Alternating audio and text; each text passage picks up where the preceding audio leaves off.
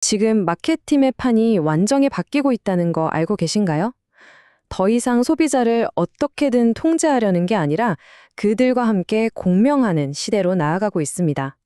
오늘 이 거대한 전연의 중심에 있는 양자 마케팅에 대해 한번 제대로 파헤쳐보겠습니다. 이 문장 정말 뼈 때리지 않나요? 우리가 소비자를 이해하려고 붙이는 수많은 이름들이 있잖아요. 근데 그게 사실은 복잡한 현실을 제대로 담지 못하는 균열난 거울 같다는 거예요. 우리는 소비자를 안다고 생각하지만 어쩌면 우리가 만든 틀 안에 그들을 가둬두고 있는 건지도 모릅니다.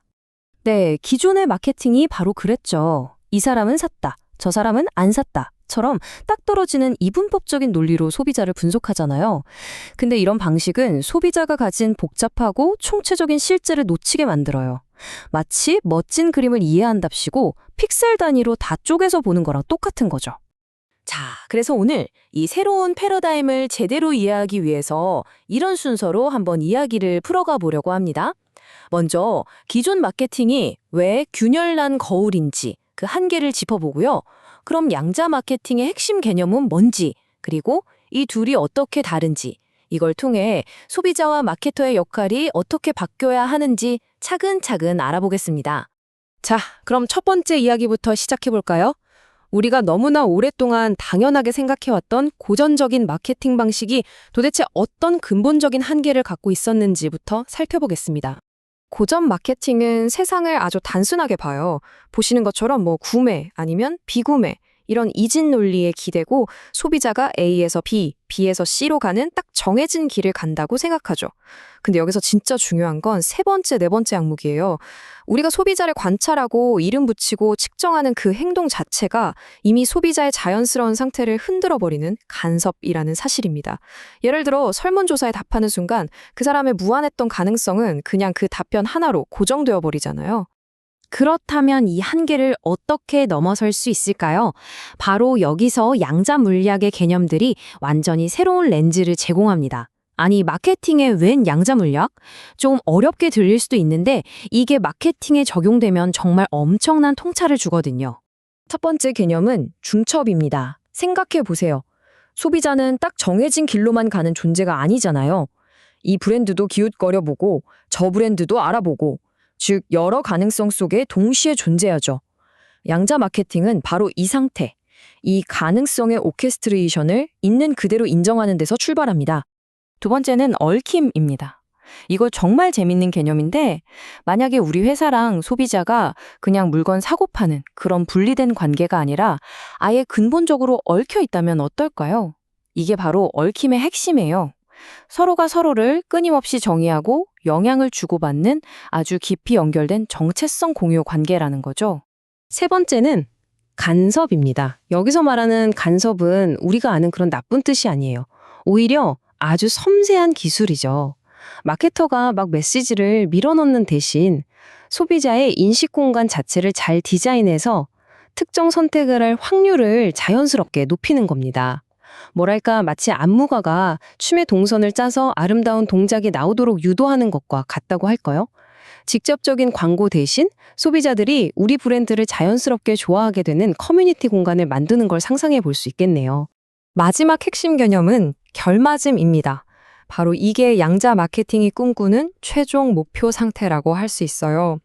수많은 경쟁 브랜드가 나타나고 시장이 시끄러워도 우리 브랜드와 소비자 사이에 끈끈한 유대감이 깨지지 않고 계속 유지되는 상태, 바로 이 강력한 결속을 만들어내는 거죠. 자, 이제 이번 이야기의 가장 핵심적인 부분입니다. 지금까지 말씀드린 개념들을 바탕으로 고전적인 마케팅과 양자 마케팅이 근본적으로 어떻게 다른지 그 패러다임의 전환을 한번 명확하게 비교해 보겠습니다. 이 표 하나가 모든 걸 말해줍니다. 특히 마케팅 전략을 짜는 분들이라면 이 차이를 명확하게 이해하는 게 정말 중요해요. 고전 마케팅은 소비자를 밖에서 관찰하고 조작해서 어떻게든 통제하려고 했다면 양자 마케팅은 아예 소비자 시스템 안으로 들어가서 함께 참여하고 공명하는 걸 목표로 합니다. 목표 자체가 확실한 결과를 얻는 것에서 브랜드와 소비자가 조화를 이루는 상태, 즉 결맞음을 만드는 것으로 바뀌는 거죠. 완전히 다른 게임입니다. 그러니까 마케터의 역할도 완전히 재정이 될 수밖에 없어요. 더 이상 소비자의 행동을 단계별로 설계하는 프로그래머가 아닌 거죠. 이제 마케터는 소비자들이 우리 브랜드와 자발적으로 공명할 수 있는 멋진 무대와 음악을 만드는 작곡가이자 지휘자가 되어야 합니다. 자, 이렇게 패러다임이 바뀌면 당연히 우리가 소비자를 보는 눈도 달라지겠죠? 더 이상 소비자를 흩어져 있는 데이터 조각들의 합으로 보지 않게 됩니다. 이 비유가 정말 기가 막히는데요. 한번 들어보세요. 브랜드 충성도가 어떻게 만들어지는지를 양자 물리학 개념으로 설명한 겁니다. 1번. 소비자의 수많은 욕구는 원래 되게 불안정하고 막 쉽게 변하잖아요. 이걸 물리 큐비트라고 해보죠. 바로 이때 2번. 브랜드가 명확한 가치와 일관된 경험, 즉 일종의 오류 정정 코드를 쫙 제공하는 거예요. 그러면 이 혼란스러웠던 욕구들이 안정되면서 마침내 3번. 절대 깨지지 않는 단단한 충성도, 바로 논리 큐비트로 발전하게 된다는 거죠. 결국 브랜드가 소비자의 정체성을 만드는데 아주 중요한 역할을 하는 셈입니다. 그렇기 때문에 이제 우리가 분석해야 할 초점도 완전히 달라져야 합니다. 여기 나온 것처럼 이제는 개별 데이터 하나하나가 아니라 관계의 전체적인 위상 구조를 탐색해야 하고요. 우리 브랜드와 소비자가 얼마나 강하게 공명하고 있는지 그 정도를 측정하고 그 결맞음을 더 키울 수 있는 우리 브랜드만의 구조적 리듬을 설계하는 데 집중해야 한다는 겁니다. 자, 이제 마지막 장입니다. 여기서 중요한 건 양자 마케팅이 단순히 새로운 기술이나 기법이 아니라는 거예요. 이건 마케팅의 목적이 무엇인가를 다시 생각하게 하는 거의 철학에 가깝습니다. 이 말이 핵심입니다. 우리가 소비자를 저 바깥에 있는 관찰 대상으로만 여기는 한 절대로 진짜 이해에는 도달할 수 없다는 거죠. 진정한 이해는 그들의 세계에 함께 참여할 때만 가능합니다.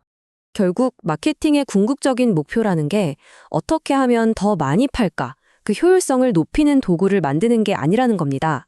소비자와 함께 더 나은 가치를 만들어가면서 세상과 맺는 우리 자신과 브랜드의 관계 자체를 긍정적으로 바꾸는 여정이 되어야 한다는 거죠.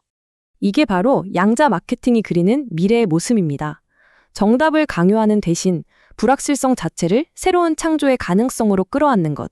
브랜드와 소비자가 이름 붙일 수 없는 그 무한한 잠재성 속에서 함께 진동하면서 머무는 상태를 만드는 것. 와, 정말 멋진 비전 아닌가요? 자, 이제 이 질문을 여러분 스스로에게 한번 던져보셨으면 좋겠습니다. 우리 브랜드는 지금 소비자를 통제하려고 애쓰고 있나요? 아니면 그들과 함께 아름답게 공명하고 있나요? 어쩌면 이 질문이 새로운 마케팅 시대를 여는 진짜 출발점이 될지도 모릅니다.